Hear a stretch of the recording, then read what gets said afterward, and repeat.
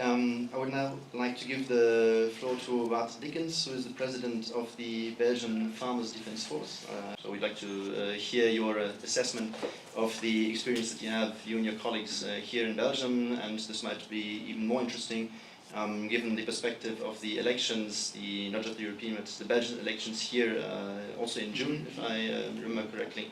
So that could be, in several regards, an interesting year with pertaining to agricultural policy. So, Bart Dickens, the floor is yours. Thank you. Ladies and gentlemen, I'm glad to speak here. We have a little statement. It's not just farmers who are affected by the UA policies. Everyone else also ends up being affected. Many people working in companies related to agriculture will lose their jobs. Our food will become unaffordable, scarce and constable quality, and it's certainly not better for the environment. The food has to not be brought here from the other side of the world. Economically, countries that cannot longer produce food lose much more of strength. If as a country you must depend on others to provide food for your own population, you put yourself in a fragile position. In the end, it's all about the government control. They want to be able to control everything for their population. They want to control where you live, where you go, your health, your finance, your ultimately, even when you can eat it. It's time for the entire population of Europe to stop this dictatorship so that we do not lose our freedoms. It starts with erasing agriculture, and then they will start restricting citizens' freedom. With the elections they are coming here in Belgium and European, it must be changed, because when it go further like this way, we all gonna be end of that. That's certainly. There's one problem that today is in the game. The farmers are sleeping. So we must stand up together, we must fight together, all countries, put the hands together and fight. Fight back the EU. So, thank you.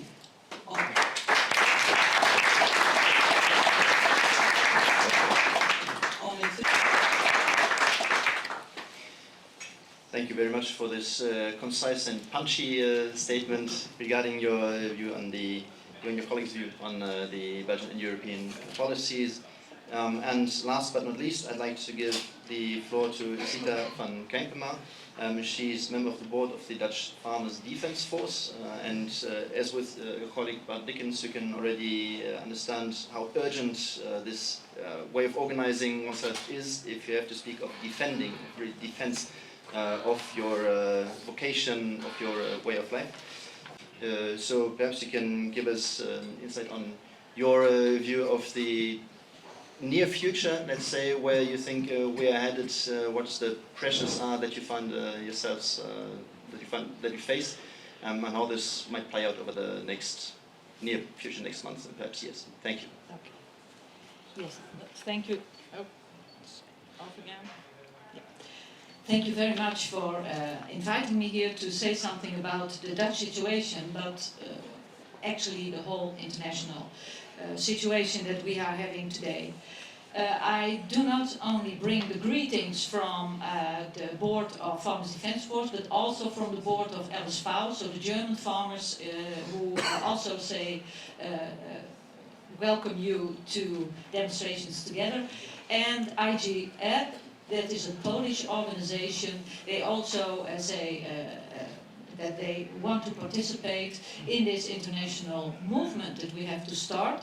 And they both now today have big demonstrations. The Polish at 172 different locations, and the Germans, as you know, are already fighting for their rights for the last 2 weeks. Warriors. That's the name that Mark van den Hoeven, the founder of Farmers Defence Force, from the first day on gave to the farmers to make them aware of what they should do and what they should be. Warriors. In May 2019 there were European elections, and what it meant for us as farmers we found out in September 2019, when a politician that backs up the European Commission said in the Netherlands that half of the farmers had to go. And not only go with their farm, their families and their cattle, but also that they were never allowed again to farm in the whole of Europe. That is what the Green Deal means for farmers. So down with the farmers, down with their environmental pollution. Also we heard those same things. Down with the occupation of our land, politicians said. The farmers occupy the land. There was a reaction of the Dutch farmers, and it was a strong reaction. We said no to the Green Deal.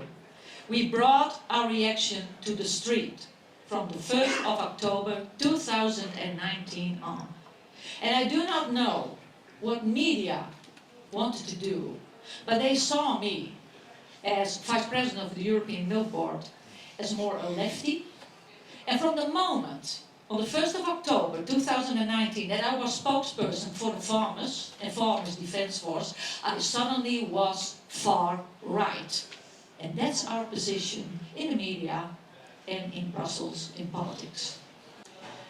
Our food, politicians say, can come much better from other countries, so we make trade deals. The Mercosur, but also with Ukraine. Food that doesn't meet the standards that we, the European farmers, have to meet. So they're not more sustainable, they're not more food safety. Our animal welfare or our family farms will disappear when we get the Green Deal. That's only a politician's deal. The Green Deal is about degrowth. 30% less food production, 30% of food that we are going to import from countries, actually, that need this food, where the poor people live. We will eat the food that now goes to poor people. That's the Green Deal. It's an assault on our human rights. It's an assault on our planet. It represents the greed of a few. And it does not say anything about nature or about sustainability. It will. The effects of the Green Deal have been studied by different scientists from the US to a lot of countries in the EU. It will shrink European food production. It will cause logging of the rainforest. It will cause destruction of the pristine nature they were so in favor of, right? And it's a disruption of all life on our planet. It will bring hunger to people and will bring people to migrate. So for the sake of a few people, because always follow the money, who will make money on this Green Deal? For the sake of a few people, we are going to let our farming society be brought to pieces. I ask you, are we willing to do that, to leave our farms and our land? Because that will be very important the coming month. The Green Deal actually was introduced by Mrs. von der Leyen, and it is a program from the World Economic Forum. And in Davos, as we speak, they are taking decisions, last week and this week. They want us to eat insects and ban animal husbandry. The destruction of our rights and our freedoms they are so far enshrined in the European human rights. But we do not have any rights if you listen to the people in Davos. In the Netherlands, yes, we have gone to the streets and we have made our citizens realize what is happening to their rights. Because they also will not have the right to choose what they eat, where they live. So also our Dutch people stood up. In March, the farmers of the Netherlands won the election. We had a Vote Them Away campaign. On posters all through the country, we had 4 logos of our coalition parties with a big red cross. Vote them away. And the people did so in March and again in November. So our Senate and our Parliament will change a lot because we have voted them away. What we have to do is to unite our forces. From the 6th to the 9th of June, the European elections will take place. And that is where we can together restore justice, restore our rights. Together with our colleagues, we would like to demonstrate in Brussels on the 4th of June.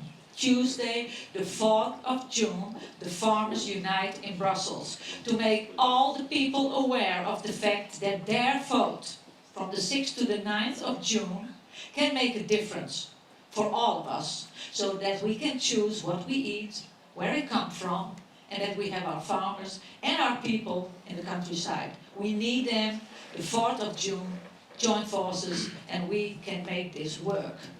So one sentence less, and I heard it from Davos, and it's too beautiful not to mention. We come to Brussels not to guide sheep, but to awaken lions.